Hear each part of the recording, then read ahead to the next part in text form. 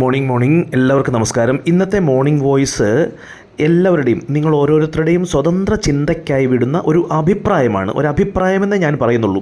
Scientific ആയിട്ടുള്ള കാര്യത്തോട് ഏറ്റവും അടുത്ത് നിൽക്കുന്ന കാര്യം തന്നെയാണ്. എങ്കിൽ പോലും ബഹുജനം പലവിധം, അതിനാൽ അവരവരുടെ നിങ്ങളുടെ ഓരോരുത്തരുടെയും സ്വതന്ത്രമായ ചിന്തയ്ക്കായി സ്വാതന്ത്ര്യത്തോടെ ചിന്തിക്കാനായി വിടുന്ന ഒരു അഭിപ്രായമാണ്.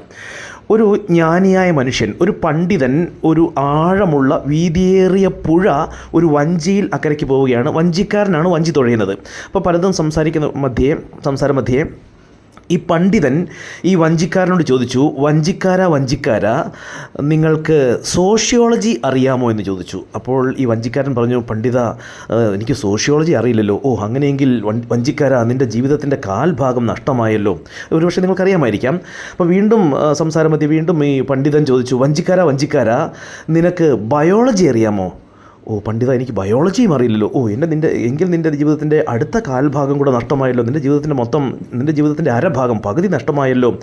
അപ്പം ഇദ്ദേഹം വിഷണ്ണനായിരിക്കുകയാണ്. അപ്പോൾ വീണ്ടും ഈ പണ്ഡിതൻ ചോദിച്ചു, വഞ്ചിക്കാരാ നിനക്ക് ജിയോളജി അറിയാമോ? അയ്യോ, എനിക്ക് ജിയോളജിയും അറിയില്ലല്ലോ. ഓ അങ്ങനെയെങ്കിൽ നിൻ്റെ അടുത്ത കാൽഭാഗം കൂടെ നഷ്ടമായല്ലോ. നിൻ്റെ ജീവിതത്തിൻ്റെ മുക്കാൽ ഭാഗവും നഷ്ടമായല്ലോ എന്ന് പണ്ഡിതൻ പറഞ്ഞു. അപ്പോഴേക്കും വഞ്ചി ഏതാണ്ട് ആ പുഴയുടെ മധ്യേ എത്തി. അപ്പോൾ പെട്ടെന്നൊരു കുത്തൊഴുക്ക് വരികയും ഈ വഞ്ചി മുങ്ങാൻ ആരംഭിക്കുകയും ചെയ്തു. അപ്പോൾ വഞ്ചി മുങ്ങുമെന്ന് ഏതാണ്ട് വഞ്ചിക്കാരൻ ഉറപ്പായി, അതിന് രക്ഷപ്പെടാൻ ഒരു മാർഗവുമില്ല. അപ്പോൾ പെട്ടെന്ന് ഈ വഞ്ചിക്കാരൻ ഈ പണ്ഡിതനോട് ചോദിച്ചു, പണ്ഡിത അങ്ങേക്ക് നീന്തോളജി അറിയാമോ? അപ്പോൾ ഈ പണ്ഡിതൻ പറഞ്ഞു, അയ്യോ വഞ്ചിക്കാരൻ, എനിക്കറിയില്ലല്ലോ. അങ്ങനെയെങ്കിൽ അങ്ങയുടെ മുഴുവൻ ജീവിതവും ഇവിടെ അവസാനിക്കുകയാണ്. എൻ്റെ ബാക്കി കാൽഭാഗം ജീവിതം കൊണ്ട് ഞാനിതാ പോകുന്നു എന്ന് പറഞ്ഞ് അദ്ദേഹം നീന്തി രക്ഷപ്പെടുകയായി. ഏതായാലും ഇവിടെ എനിക്ക് ചൂണ്ടിക്കാണിക്കാനുള്ളത്, എന്തെല്ലാം നേടിയിട്ടും ആവശ്യത്തിന് പണം സമ്പാദിക്കുന്നില്ല എങ്കിൽ, ആ പണസമ്പാദനമാണ് ഏറ്റവും മുഖ്യ ലക്ഷ്യമെന്ന് കരുതുന്നില്ല എങ്കിൽ, പ്രത്യേകിച്ച് സഫിഷ്യൻ്റ്, അതായത് ആയുഷ്കാലം മുഴുവൻ മതിയായ എല്ലാ ആവശ്യങ്ങളും ആഗ്രഹങ്ങളും, ന്യായമായ എല്ലാ ആവശ്യങ്ങളും ആഗ്രഹങ്ങളുമെങ്കിലും നടപ്പാക്കിക്കൊണ്ട് ജീവിക്കുവാൻ ആവശ്യമായ പണപ്രവാഹം നിലവിലുള്ളവരല്ല എങ്കിൽ, പ്രത്യേകിച്ച് എല്ലാവരും തന്നെ ഉള്ളവരും അത് വർദ്ധിപ്പിക്കുവാനും നിലനിർത്തുവാനും ശ്രമിക്കേണ്ടതുണ്ട്. അതല്ല എങ്കിൽ ആ ഏതൊരു വ്യക്തിയുടെയും എൻ്റെ അഭിപ്രായമാണ്, ഏറ്റവും മുഖ്യ ലക്ഷ്യം പണമായിരിക്കണം. പലപ്പോഴും മനുഷ്യർക്ക് തങ്ങൾക്ക് എന്താണ് വേണ്ടത് എന്നുള്ള വ്യക്തമായ ധാരണയില്ലാതെ ഒന്നുകിൽ അധികാരങ്ങൾ, ആളാകൽ, അധികാരമൊക്കെ നല്ലത് തന്നെ, പണമുണ്ടെങ്കിൽ അത് രാഷ്ട്രീയമാകാം, മറ്റ് സംഘടനാ പ്രവർത്തനങ്ങളാകാം, മറ്റു പലതുമാകാം.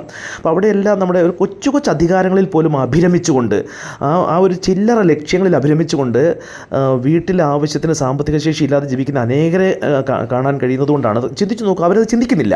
ഇപ്പം നമ്മളിൽ ആരും ഇല്ലെങ്കിൽ പോലും അവരത് ചിന്തിക്കുന്നില്ല. കൊച്ചു സ്ഥാനമാനങ്ങളുടെ പിന്നാലെ പോയി സമയവും ധനവും അല്ലെങ്കിൽ സമയം നഷ്ടപ്പെടുത്തിക്കൊണ്ട് പണത്തിനായി വിനിയോഗിക്കാതെ, അതല്ലെങ്കിൽ അവിടെയും പണമല്ല മുഖ്യം, അതൊരു ന്യായവാദം പോലെ, ഒഴിവുകഴിവ് പോലെ, പണമല്ല മുഖ്യം, ഇത് സാമൂഹ്യ സേവനമാണ്, ഇതാണെന്നൊക്കെ പറഞ്ഞുകൊണ്ട് എന്ത് തന്നെ ആകട്ടെ എല്ലാം നല്ലത് തന്നെയാണ്. പക്ഷേ പണം കൂടെ ഇല്ല എങ്കിൽ, അതല്ലെങ്കിൽ പണം മുഖ്യ ലക്ഷ്യമല്ല എങ്കിൽ, പണം വരുന്നില്ല അല്ലെങ്കിൽ വരില്ല എന്നുള്ള ആ ചിന്ത, അതല്ലെങ്കിൽ ഇങ്ങനെയും ചിന്തിക്കാം, ഉത്തരവാദിത്തമുള്ള ഒരു മനുഷ്യൻ്റെ ഏറ്റവും മുഖ്യ ലക്ഷ്യം പണമായിരിക്കണം എന്നുള്ളത് തന്നെയാണ് ഞാൻ ഈ ചിന്തയ്ക്ക് പങ്കുവയ്ക്കുന്ന അഭിപ്രായം. ആ ഒരു ചിന്ത അത് ഒരു അഭിപ്രായമാണ്, അത് ചിന്തിക്കുക. ഉത്തരവാദിത്വ ബോധമുള്ള ഒരു മനുഷ്യൻ്റെ ഏറ്റവും മുഖ്യ ലക്ഷ്യം, കാരണം വീണ്ടും ഞാൻ ആവർത്തിക്കുകയാണ്, ബാർട്ടർ സമ്പ്രദായ കാലഘട്ടം, നമ്മുടെ കൈവശമുള്ള സാധനങ്ങളോ സേവനങ്ങളോ അത് കൈമാറ്റം ചെയ്ത് നമുക്ക് ആവശ്യമുള്ള സാധനങ്ങളോ സേവനങ്ങളോ സ്വീകരിക്കുന്ന കാലഘട്ടമല്ല ഇത്. അതിനാൽ തന്നെ പണം എന്ന ആ മാധ്യമം അത് ആവോളം കഴിയുന്നത്രയും എന്നുള്ളതല്ല. കഴിയുന്നത്രയും മീൻസ് അവനവൻ്റെ കഴിവിനെ നമ്മൾ പരിമിതപ്പെടുത്തി ചിന്തിക്കും. വൻതോതിൽ പണം സമ്പാദിക്കുക എന്നുള്ളൊരു ഉന്നമായിരിക്കാൻ മനുഷ്യനുണ്ടാകേണ്ടത്.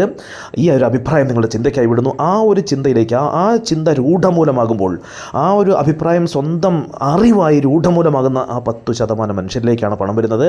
ആ പണം കുമിഞ്ഞുകൂടുന്ന ആ 10% മനുഷ്യരുടെ മുഖ്യ ലക്ഷ്യം പണമാണ്. അതുകൊണ്ട് തന്നെ ആ 10% മനുഷ്യരിൽ എത്തണമെങ്കിൽ പണം തന്നെ മുഖ്യ ലക്ഷ്യമായി കരുതണമെന്നുള്ള അഭിപ്രായം നിങ്ങൾക്ക് മുന്നിൽ പ്രസൻറ്റ് ചെയ്തുകൊണ്ട്, നിങ്ങൾ